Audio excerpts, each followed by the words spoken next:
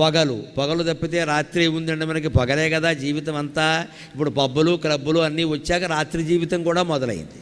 లేకపోతే ఇదివరకు పగలే జీవితం అండి. రాత్రి అప్పుడుండి మన విద్వాన్ విశ్వంగారిని ఒక ఆయన కవిత రాస్తాడు. గూటిలో దీపమును పెట్టి నోటిలో కబళమును పెట్టి అంటాడు. గూటిలో దీపం పెట్టేవారు పూర్వం, నోట్లో మొద్దెట్టుకునేవారు, పడుకునేవారు, ఇక మాట్లాడేవారు కాదు. రాత్రి అంటే ప్రశాంతం. ఇప్పుడు జరగకూడనివన్నీ రాత్రే జరుగుతున్నాయి. అసలు పగల కంటే రాత్రే ఎక్కువైపోయింది మనకి. ఈ రాత్రి జీవితం నుంచి మళ్ళీ పగటి జీవితానికి మనం మారాలండి. దివాకరహ అంటే అర్థం అది. రాత్రి అయింది అంటే పడకే అంతే. 8 గంటల పడక ప్రతి మనిషికి అవసరం అండి. ఇవాళ యువతరం గమనించాలి, పడుకోవట్లేదు వీళ్ళు ఎవరు. 1 గంటకు పడుకుంటారు. అలాగనే 8 గంటల పడుకుని 9ంటికి లేస్తాడు. 2 దరిద్రపు లక్షణాలే. 10ంటికి పడుకోవాలి, 5ంటికి లేవాలి. పోనీ 11 అయింది 6ంటికి లే. అదేమిటి 1 గంటకు పడుకోవడం ఏంటి? పోనీ పని ఏదన్నా అత్యవసరం ఉంటే వేరండి.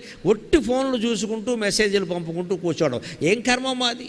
Early to bed and early to rise అని ఇంగ్లీష్ వాళ్ళు కూడా చెప్పారు ఆ విషయాన్ని.